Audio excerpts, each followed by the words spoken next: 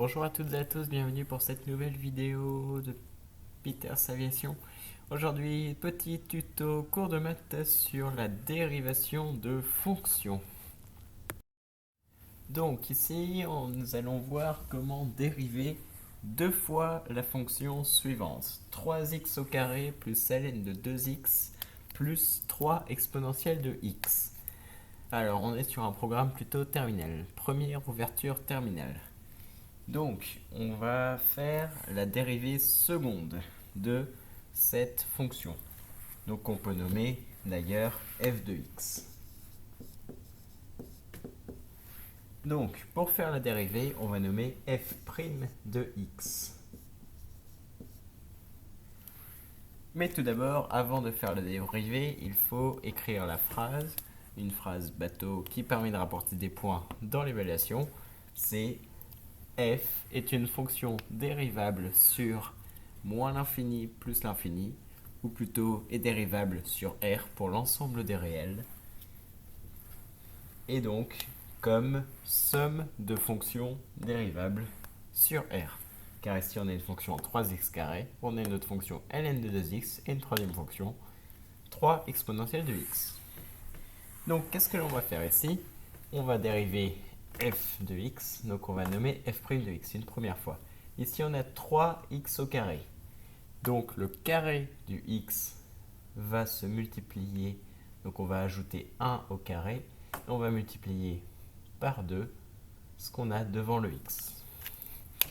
Donc ici on va ajouter 1 à la puissance, et on va multiplier la puissance devant le terme x. Donc ça va nous faire 2 fois 3, ça va nous faire 6.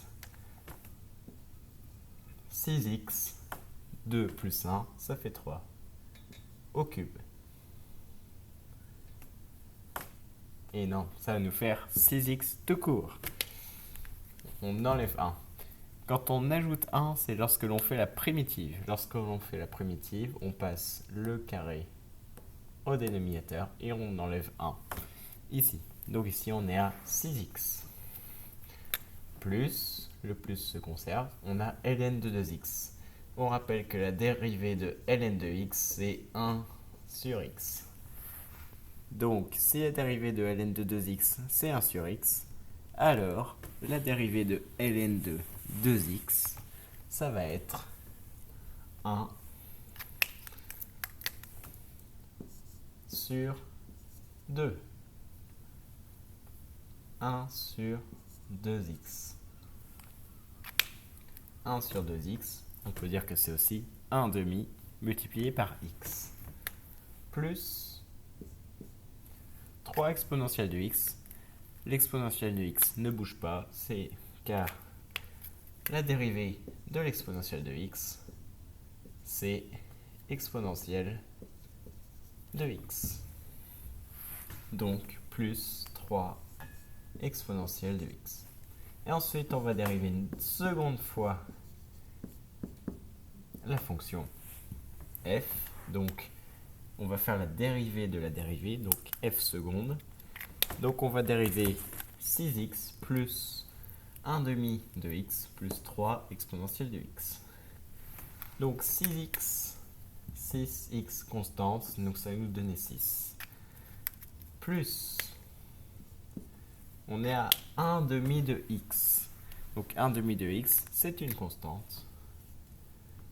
Et on n'est pas 1 demi de x, bien sûr, il fallait faire l'erreur. Car ici, on n'est pas, le x n'est pas au numérateur, mais il est au dénominateur. Donc on est sur 1 demi, 1 sur 2x. Quelle est la dérivée de 1 sur x? La dérivée de 1 sur x, c'est moins 1 sur x au carré. Donc, la dérivée de 1 sur 2x, ça va être, ici on va mettre un moins 1 sur 2x au carré. Mais comme c'est le 2x qui est au carré, on le met entre parenthèses, car on n'a pas fini. Et le plus 3 exponentielle de x reste exponentielle de x. Étape supplémentaire, ça nous fait 6 moins 1 sur 4x au carré plus 3 exponentielle de x. Et ici, on a la dérivée de la fonction f, qui est égale à 6 moins 1 divisé par 4x carré plus 3 exponentielle de x. À quoi nous sert la dérivée seconde? La dérivée seconde nous sert à étudier les variations, la convexité d'une fonction. C'est-à-dire, si on prend une fonction qui fait de ce type, par exemple, et ben on va étudier que sur un intervalle, la fonction est ici concave, puis entre cet intervalle-ci et cet intervalle en plus l'infini, la fonction va être convexe. Donc là, on peut dire ici sur la fonction ici qui n'a pas à voir avec ça, que sur l'intervalle moins l'infini moins 1, la fonction va être concave, et sur l'intervalle moins 1 plus l'infini, la fonction va être convexe. Ici, j'inclus moins 1, ici je l'exclus, mais je pourrais l'inclure, ça ne change pas grand-chose. Et ici, on va étudier le signe de la dérivée seconde. C'est comme étudier le signe de la dérivée pour savoir si la fonction est croissante, si elle se dirige vers le haut ou si elle est décroissante. Or ici, la fonction est croissante. Ici, si on étudie le signe de la dérivée, on voit que la dérivée, le signe de A, il est positif. Le signe de A, c'est celui qui est devant. Le signe de A est positif puisqu'on n'a que des plus. Donc, la dérivée est positive. Donc, f est croissante. Et pour étudier la convexité, on regarde le signe de f'. On a un plus, on a un moins, on a un plus. Donc, c'est croissant. C'est positif ici aussi. Donc, f est croissante. Et comme c'est positif, ça veut dire que ça monte vers le haut. Donc, ça monte vers le haut et convexe. Quand on vous parle de convexité, on ne parle pas que de convexe, on parle aussi du terme concave. Donc ici, on peut dire que la fonction est convexe et elle est croissante. Sur quel intervalle? On va dire sur 0 plus infini. Si on veut détailler, on remplace x par une valeur, tout simplement. Si on remplace ici, par exemple, x par 0, ça nous fait 1, 6 moins 1 sur 4 fois 0 au carré. 4 fois 0 au carré, ça fait 0. Plus 3 exponentielle de 0, donc ce qui nous fait 3.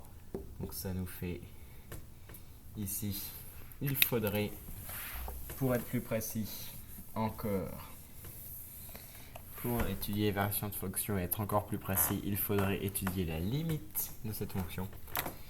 Donc pour étudier la limite, donc on va étudier lorsque x tend vers 0, lorsque x tend vers plus l'infini, de 6 moins 1 sur 4x carré plus 3 exponentielle de x. Donc là, on a un inverse de la fonction carré. Donc l'inverse de la fonction carré, ça va être une fonction concave. Mais là, on est convexe et convexe. Donc la limite de 6, ça tend vers 6. La limite, on peut dire ici que la limite, lorsque x tend vers plus l'infini, de 1 sur 4x carré, on a un quotient, donc ça va être égal à 0.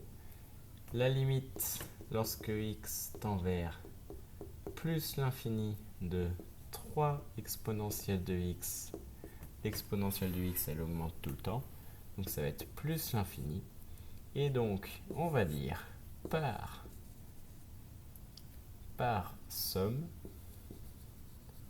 car on a une somme de fonctions ici, par somme, ça tend vers 0, ça tend vers plus l'infini, et ça tend vers 6. Le 6, on ne va pas le prendre en compte, on le prend en compte que si les deux autres tendent vers 0. Donc là, on peut dire que par somme, la limite lorsque x tend vers plus l'infini de 6 moins 1 sur 4x carré plus 3 exponentielle de x est égale à plus l'infini. La limite, c'est plus l'infini. C'est ce qu'on peut dire de cette fonction. La limite de cette fonction. Qu'est-ce qu'on peut dire d'autre? Donc, le fait que cette limite soit plus l'infini, c'est-à-dire que sur cet intervalle-là, on va tendre vers plus l'infini. Ensuite, on peut s'intéresser à la limite lorsque x tend vers 0, pour voir. Donc, lorsque x tend vers 0, on reprend la fonction. Donc, si on prend x tend vers 0 de 1 sur 4x carré, ça va aussi tendre vers 0. Mais est-ce que ce 0 va être positif ou négatif? Ce 0 va être négatif. Pourquoi? Parce qu'on a un moins devant, ici. Donc, la limite de 1 sur 4x carré, lorsqu'il tend vers 0, ça va être égal à 0 négatif. Donc, un 0 de valeur négative. Et la limite lorsque x tend vers 0 de 3 exponentielle de x, la limite lorsque x tend vers 0 de 3 exponentielle de x, on se représente la fonction exponentielle sur un graphique. La fonction exponentielle, c'est comme ça. Quand on regarde à 0, la fonction va tendre vers 3. Parce qu'on augmente de 3 par rapport à l'axe des abscisses. On augmentait de 3. Donc, il tend vers 3. Et donc là, on observe que par somme, toujours, par somme, la limite de ce truc-là, lorsque x tend vers 0, je ne réécris pas, lorsque x tend vers 0, par somme, on va avoir du 0 moins ici, on va avoir du 3, non pardon, on va avoir du 3 ici, on va avoir du 0 moins ici, on va avoir du 6 ici. Donc simplement on a un 0, 6 moins 3, ça fait 3. Donc la limite, lorsque x tend vers 0, va être égale à 3. Détail du calcul, on a 6 ici, c'est la limite de 6, moins 0, moins c'est la limite de 1 sur s carré, plus 3, la limite de 3 exponentielle de x, donc ça fait 6 moins 3, et ça nous fait 3. Donc c'est-à-dire que si on regarde sur un graphique à 0, on repère que la fonction part d'ici. Là, la fonction va faire un truc un peu comme ça. Ce qui est logique parce que on rappelle que la fonction exponentielle c'est une courbe, sauf que là on a une courbe avec une exponentielle, donc, et ici on est en 3 de valeur. Ensuite, il y aura juste à étudier envers moins l'infini pour étudier ce qui se passe entre 0 et moins l'infini. Et entre 0 et moins l'infini, on va savoir que c'est égal à plus l'infini. C'est-à-dire que la fonction, parce qu'en moins l'infini, ça va être la même chose. Ici, on aura un 0 toujours, un 0 moins, parce qu'on a le moins devant. Donc c'est ici que ça va monter dans l'autre sens. Voilà, à peu près pour tout ce qu'il y a à savoir sur les fonctions en terminale. Merci de m'avoir écouté, je me suis un peu embrouillé, mais c'est pas grave. A bientôt pour une prochaine vidéo de mathématiques. Au revoir.